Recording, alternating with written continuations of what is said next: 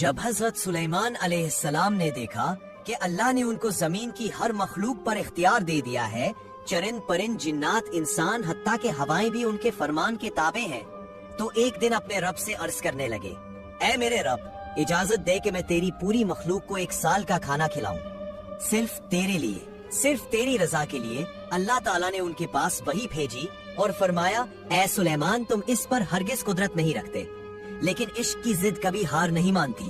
آپ نے دوبارہ عرض کی، اے رب، 7 دن کی اجازت دے دے۔ جواب پھر آیا، اے سلیمان، تم اس پر بھی قدرت نہیں رکھتے۔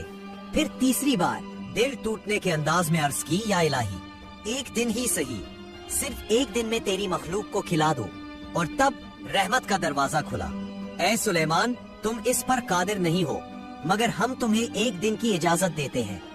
بس پھر پوری دنیا حرکت میں آ گئی، جنات کو حکم ملا اور زمین پر موجود ہر حلال جانور اکٹھا ہونے لگا۔ گائے، بیل، بھیڑے، بکریاں، پرندے سب ایک میدان میں جمع ہونے لگے، بڑی بڑی دیگیں چڑھ گئیں، شعلے بھڑکے، ہزاروں جنات، لاکھوں انسان کھانا تیار کرنے لگے۔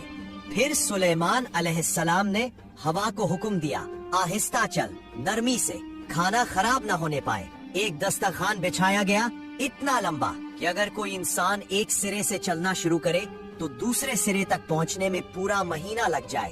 جب سب کچھ تیار ہو گیا، اللہ تعالیٰ نے حضرت سلیمان علیہ السلام کی طرف وحی بھیجی، اے سلیمان، مخلوقات میں سے دعوت کس سے شروع کرو گے؟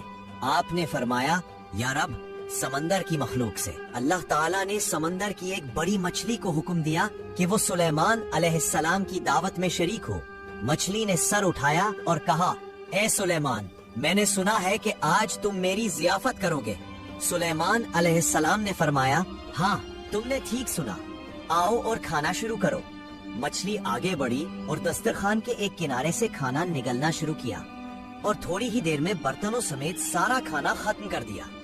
پھر اس نے آواز دی، اے سلیمان، مجھے مزید کھانا دے، میرا پیٹ اب تک نہیں بھرا۔ حضرت سلیمان علیہ السلام حیران ہوئے اور فرمایا، تم نے تو سب کھا لیا، دوسروں کا کھانا بھی نگل گئی، پھر بھی پیٹ نہیں بھرا؟ مچھلی نے کہا، اے سلیمان، کیا مہمان کو میزبان ایسا جواب دیتا ہے؟ جان لو، میرا رب روزانہ مجھے اس سے بھی زیادہ رزق دیتا ہے۔ آج میرا رزق آپ نے اپنی طرف روک لیا، اسی لیے میرا پیٹ نہیں بھرا۔